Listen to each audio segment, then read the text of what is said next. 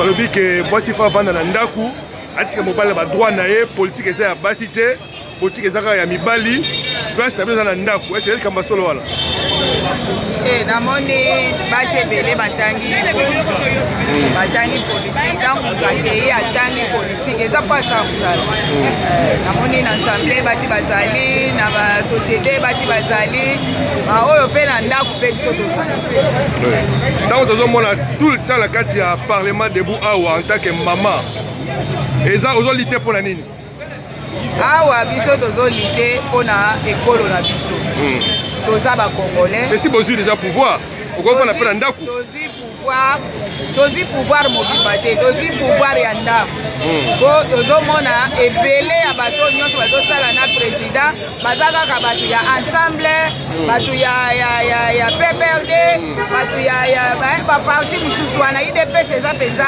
na kati ya nani te osikoyo yango tozolinga ke bato ya ensemble neti premier ministre aza mutu na biso te banda akotaki alobaki na biso azosala gouvernement ya bawalior ti lelo tozomona kiwalior yango tozomona yango te venir azosala kolandisa na mutu na ye Moïse Katumbi azolanda maloba ya Moïse Katumbi mpo awa na Lubumbashi bauti obenga nga na ndeko na nga aza na Lubumbashi alobi ke baminda nyonso président tiesaki na Lubumbashi bakangi bato bazolongola baminda na ntango bakangi bango balobi Moïse Katumbi nde atindi biso tolongola yango mpo misala Félix azosala bango bakozala na mutu akovote bango te yokala en degré bosiko bato ya modele wana bopesi bango président Félix mosala ekokende liboso te mosala ekosalama te yango wana bazali kaka bango wana nde bazoyebisa peuple na bango ke azosala eloko te mais peuple wana ata azomona eloko ezosalama neti toza awa liboso ya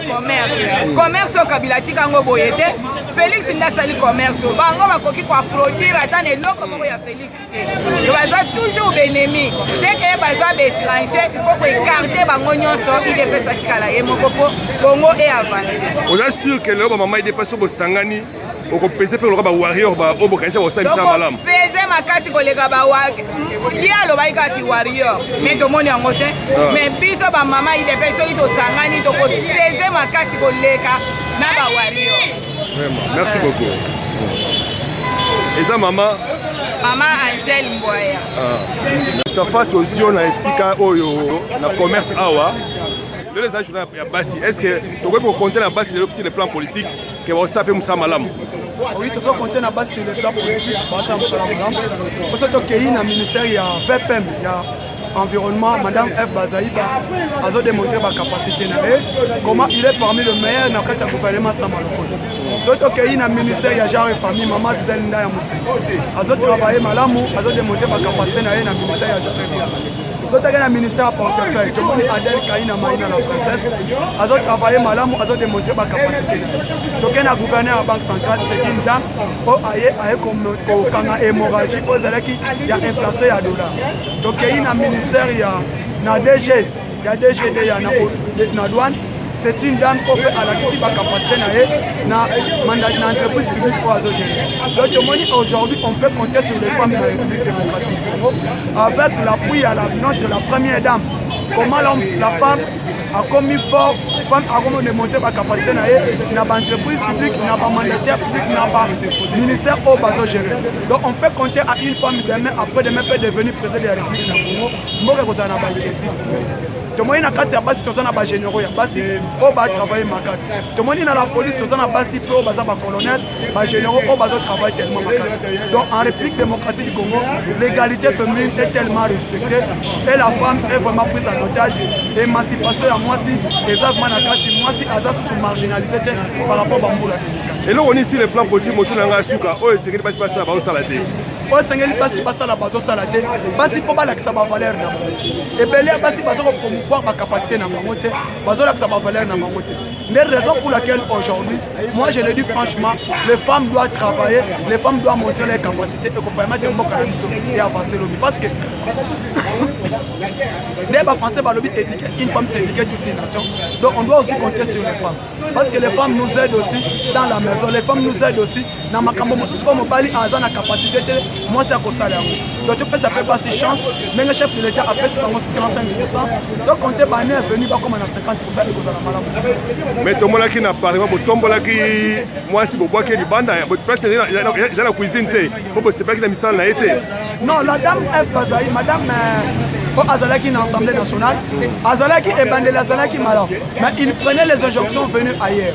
Dès au moment que wana coalition dans le coup, calme que le Azalaki dans la famille politique mususu. Au Bazaki sur une union sacrée, raison pour laquelle tu checkes les bandes. Mais la dame, moi si wana Janine Mapuna, c'est une femme travailleuse, très intelligente, très arrogante, très capacité dans le la zanango. Mais le mal n'est que abana ko soit injonction de bande. Mais tout le monde n'a qu'à dire commission. Il y a commission sage, commission sage. Pour les gérer na moi si maman Marie Angélique na kati coalition union sacrée, azo travailler pe malamu. Donc on a azo senga to pesa ba maman chance.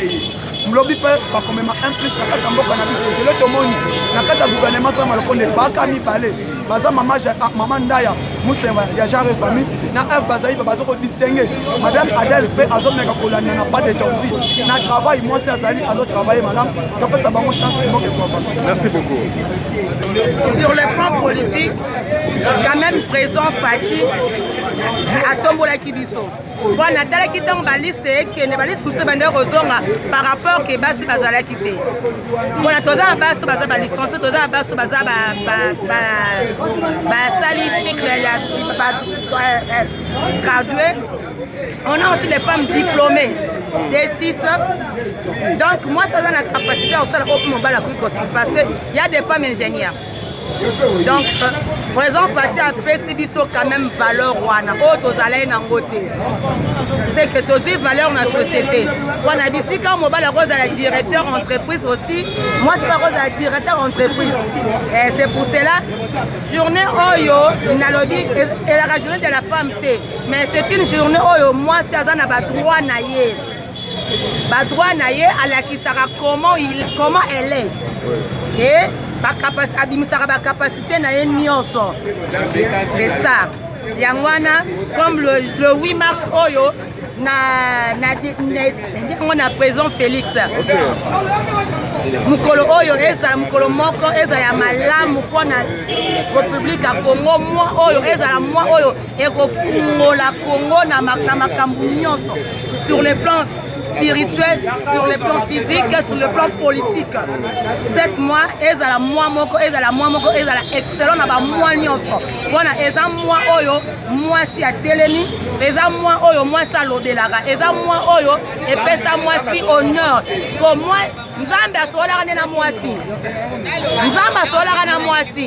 Soki Nzambe asola na moi si te, mais moi ça n'enga azala te. Pour natanga bimi seki moi c'est pas mobile, mobile azaya olala. Azana maloba lobela ki moi c'est la secret entre Dieu et la femme. C'est ça. Politique c'est amibale c'est basi. C'est politique c'est amibale na basi te. Pour natanga na parité, so rotali dans l'assemblée, il y a des femmes et des hommes.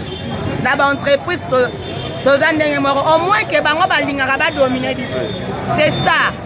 Mais toi na tina ko dominer te pour na betude bango ba osala biso to osala.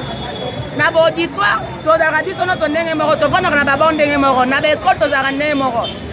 Siko comment na politique bango balingaka ba dominer biso non. Na bandaku to tia bango à part parce que vous voyez les foyers, c'est toujours l'homme qui domine. Mais na société te, na politique te. Dans la politique, on ne domine personne. Que diriez-vous aux hommes qui pensent que la femme est toujours reléguée à gérer la maison, à rester au foyer, alors que vous étudiez, vous faites parfois les meilleurs points dans les universités, mais que diriez-vous à ces hommes-là, aujourd'hui que c'est le 8 mars, on dit que c'est Bangonine? Ça va pour se tromper. Ça va vraiment pour se tromper. Parce que qui va sa cuisine. Les abonnés te prennent tant de parents na biso bazoti na biso na l'école. Bazoti na biso point d'autres na ba cuisine ya mibali na biso te. Non. Ko gérer ndaku nanga naza na pona ko garder mobile nanga ko protéger mobile nanga ko lambele ko spoiler bilamba. Mais elobi te ke na tikali na ndaku. Naza suna naza na droit ya ko bima pona ko kene ko travailler pona ko bimisa mboka nanga na pauvreté. On travaille pour le pays. Mais on travaille pour le pays. Wana kosala mboka na biso etombwama, on doit travailler nous tous, les hommes et les femmes, c'est ça. C'est que tozana te balongo na ba penser na bango que tozala na poto tika na banda ko lambela bango, c'est faux et archi faux. Oui, merci ça. beaucoup. Oui, merci. C'était maman Santani Senga. Oui. Naza licencié en sciences administratiques et politiques. Nasi ici na Unikin. Sikotala nyonso wana le papa nanga sisi ba asisinga primaire, université, secondaire et kenera pamba. Ona babala kinga quelque part. Non, c'est pas ça. Toro bunana bango biso nyonso ina ensemble, c'est na ba ministère. C'est qui on est ensemble avec eux. Quand na banda kutozana bango ensemble. Sur le plan politique, il va écarter biso non. Merci.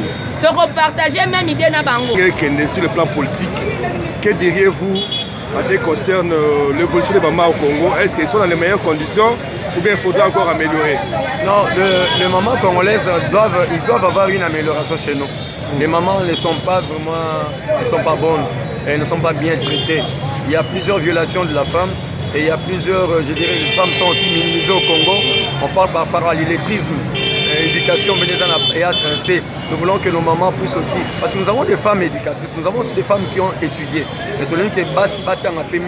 Mais par rapport au droit, j'avais dit que, comme j'ai fait une interview maintenant, le droit de la femme, donc la femme a le droit d'être bien hébergée, bien habillée, à la vêtie, à la nourrie, à la éduquée, encadrée par l'homme, parce que la femme, selon la Bible, elle dit que la femme est une aide pour l'homme. Et cette femme,